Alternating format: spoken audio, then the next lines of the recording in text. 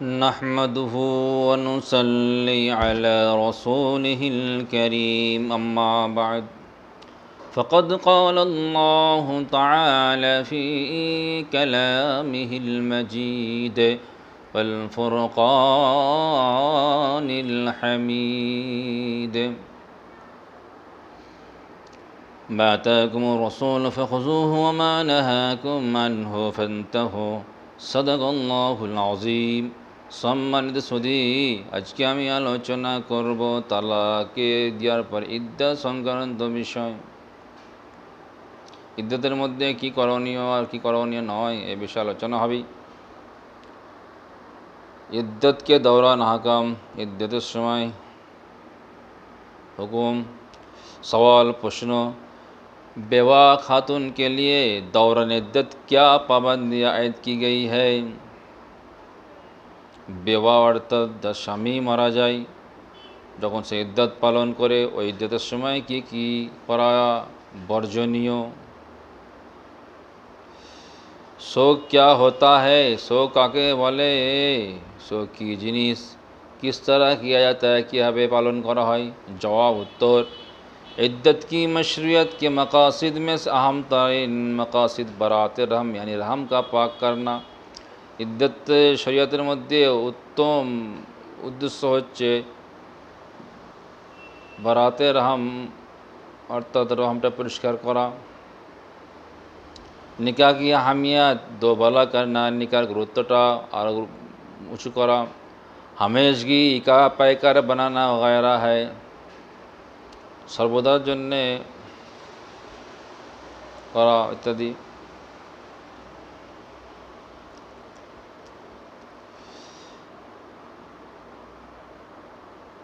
सबसे प्रकार तरीका इत्यादि।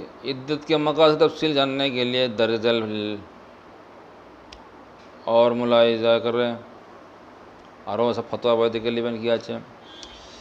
इद्दत के मकासद बच्चेदानी के लिए होने की सूरत में इद्दत तलाक का हुक्म।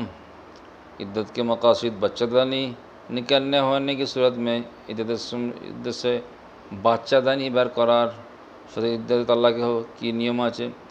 शौहर वफ़ात के बाद शौहरेर मृत्युर परे उसकी बीवी पर इद्दत शौहर के नसब की हिफाजत और शौक के लिए वाजिब है।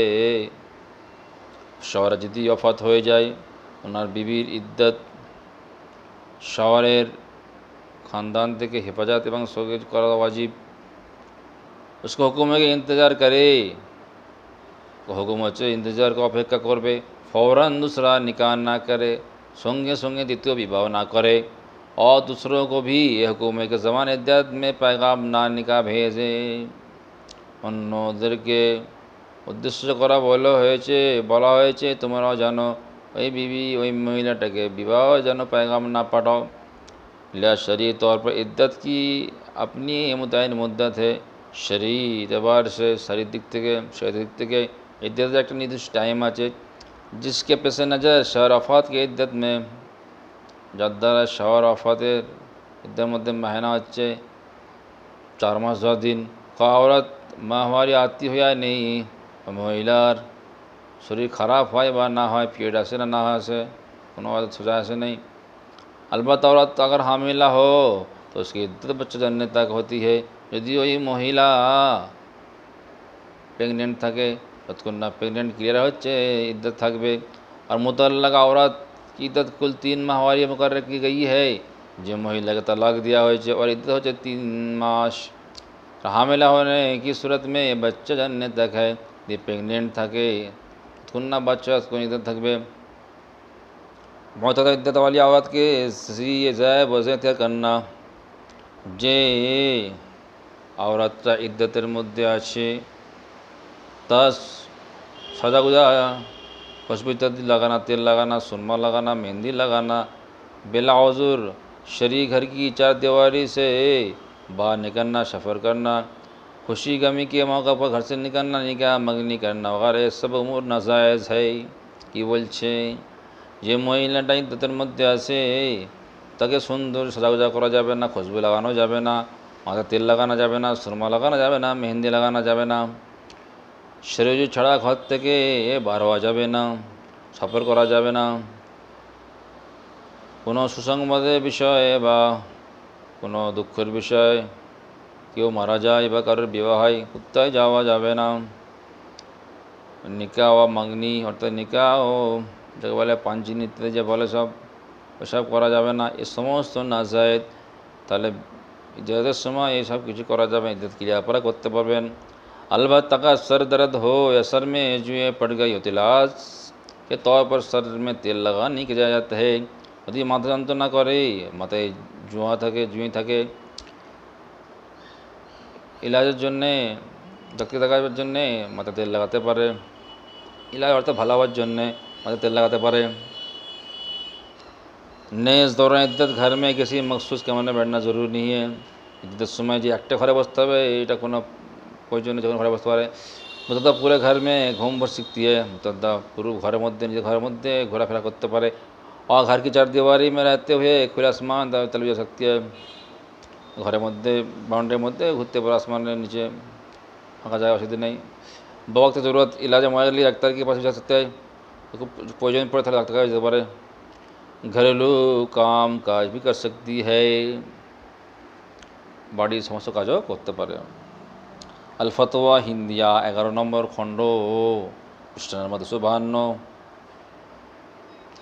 على المبتوطة والمتوفى عنها زوجها إذا كانت بالغة مسلمة الحداد في عدتها كذا في الكافي والهداد الاجتناب عن الطيب والدهن والكهل والهنا والحجاب، وإنما يلزمها الاجتناب في حالة الاختيار، أما في حالة الاضطرار فلا بأس بها إن استقت رأسها أو عينها فصبت عليها الدهن أو اكتحلت لأجل المعالجة فلا بأس به، ولكن لا تقصد به الزينة كذا في المحيط। فتوى المغري الفتوى हिंदिया में है। الباب الثالث أسرى في العدة انتظار مدة معين يلزم المرأة بعد زوال النكاح حقيقة وشبه تأكيد بالدخول أو الموت كذا في الشرع النكاح البرجندي। किताब तलाक الباب السسرى في العدة नंबर 1 सफ़ा नंबर 526 मकतबा रशीदिया।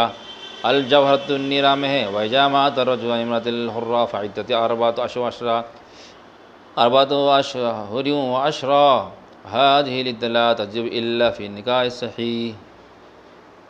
बाबुल इद्दत जिल्द नंबर 2 सफ़ा नंबर 54 मकतब हक्कानिया फ़क़तल्लाहु आलम फ़तवा नंबर 14 आखिर।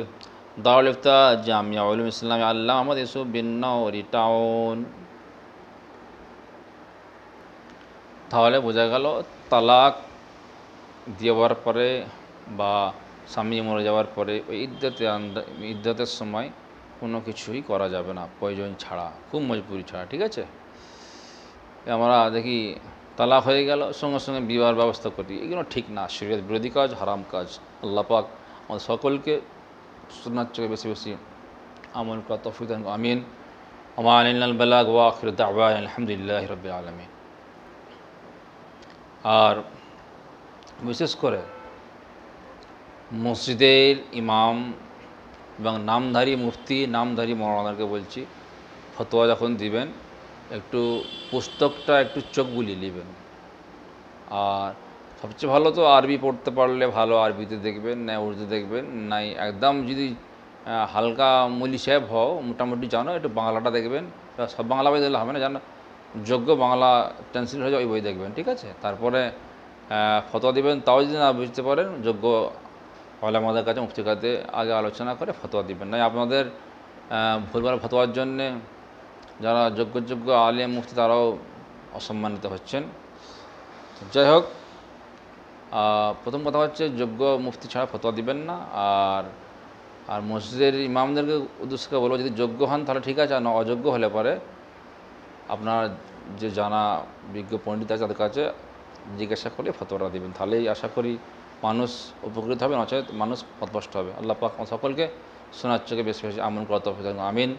अम्मा इल्ला बलाग व आखिर दावा अल्हम्दुलिल्लाहि रब्बिल आलमीन।